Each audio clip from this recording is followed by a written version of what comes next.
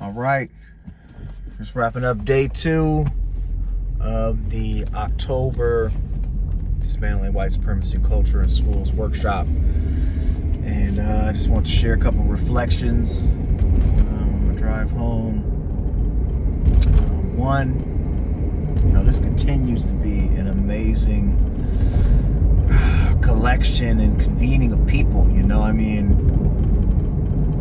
just to kind of think where things are at right now. I had this memory pop up on my timeline on Facebook about a year ago. I was doing an in-person white supremacy culture in schools training, like I used to in person before the pandemic. And this was at a school in San Francisco, and I don't know, we had like 27 people there, 25, and a couple of them were homies, and happened to be at a school, and folks came from that school, so in a nutshell, there wasn't a lot of people there,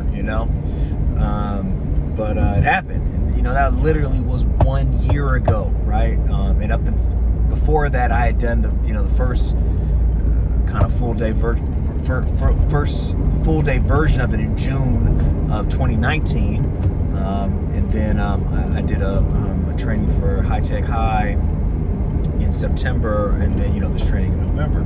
And up until that point, I had done training with maybe almost 150, 200 people or so, including my own staff. And a year later, here I am driving home after training another 220 people today, and just kind of putting the summer sessions together. We're talking another 2,000 people,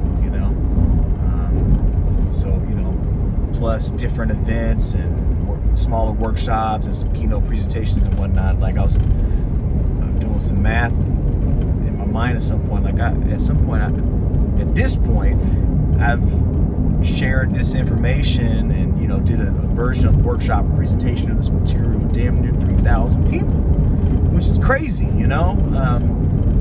That's crazy. Second, just the fact that there's still folks interested in this conversation and interested in coming together, it's also blowing my mind. I acknowledge that in the summer, the world was on fire, and white folks lost their mind because all of a sudden they realized how real shit was, and how fucked up things really were. And whatever, that was a moment in the summer, and I figured that, that would pass, and to some extent it did, right? I didn't really just bring in 1,000 people, right, to do a training, but it's still Saturday, right? It's still, off hours, volunteer time, I think, for the most part, and people are still, spending their hard-earned money as educators, which is hard to come by, on some learning spaces going deeper into diversity, right?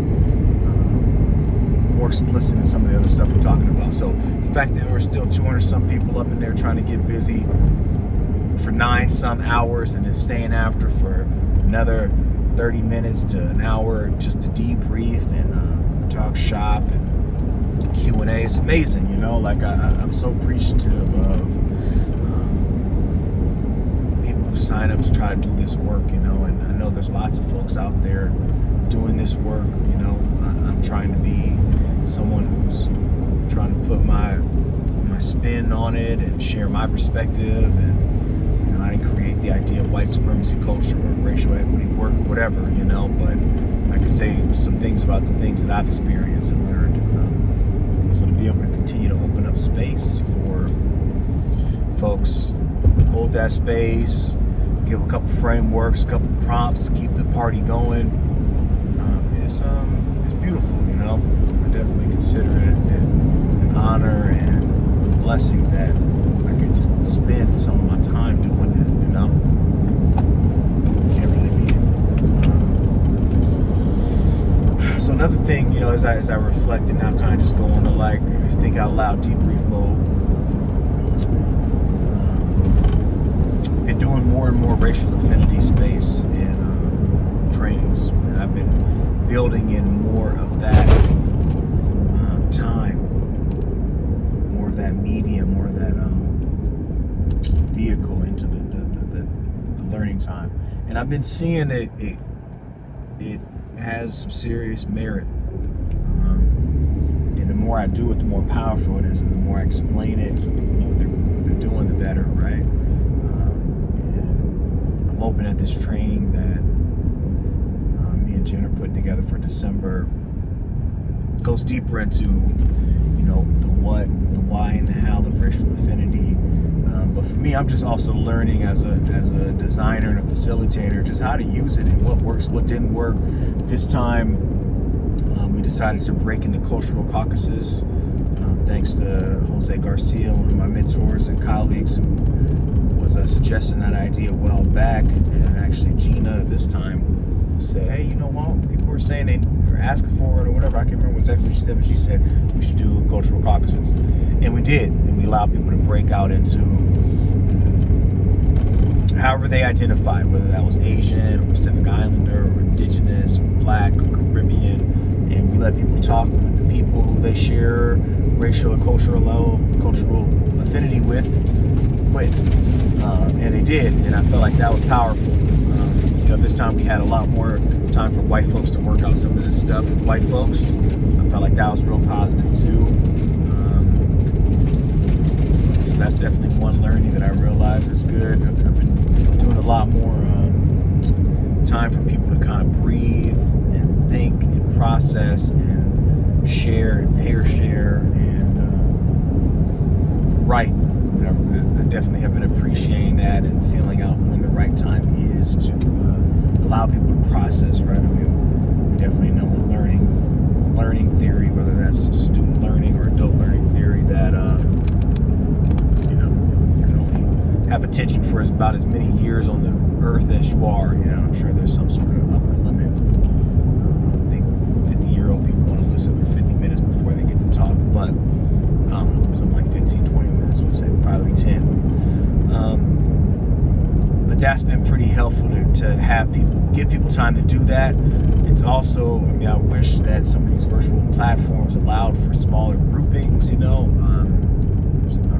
least in Zoom, you can only do breakouts of 50 breakout rooms. So even with a group of 200, like today, that's got to be quads, but sometimes it's more appropriate to just be in a dyad, right? We want people to think about what's going on and share. Another learning,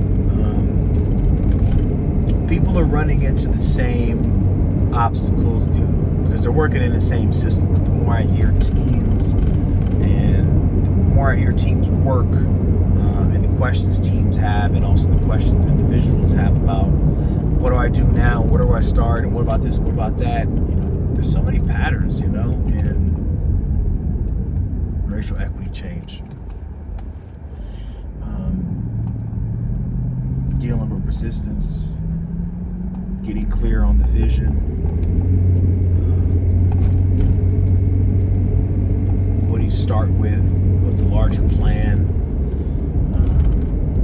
And the more I hear about it, the more it makes me think of new trainings to do and more frameworks to create. So I'm appreciative of that.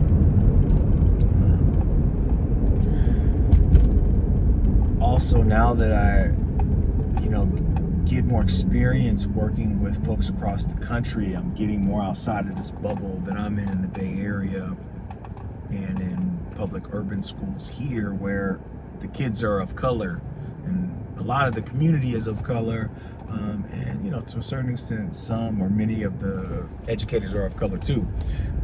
As I branch out and meet more people across the country, this question of what do white folks do in all white schools with all white teachers and all white kids is a little more present on my mind. I think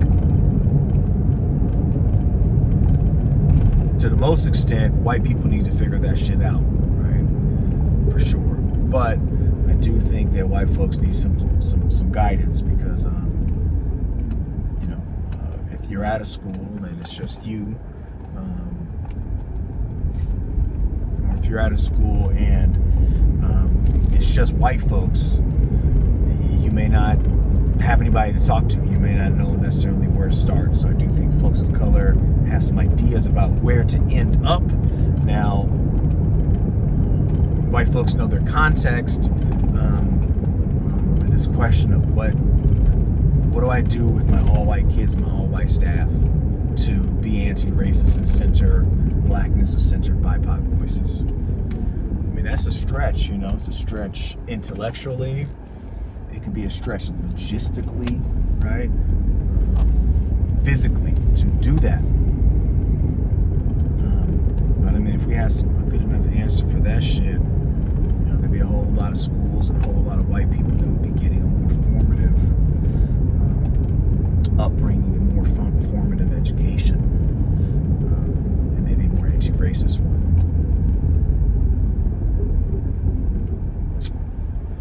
I think that's about it for my reflections. So turn the corner on, get into the house. Another one in the books. We'll see what happens next.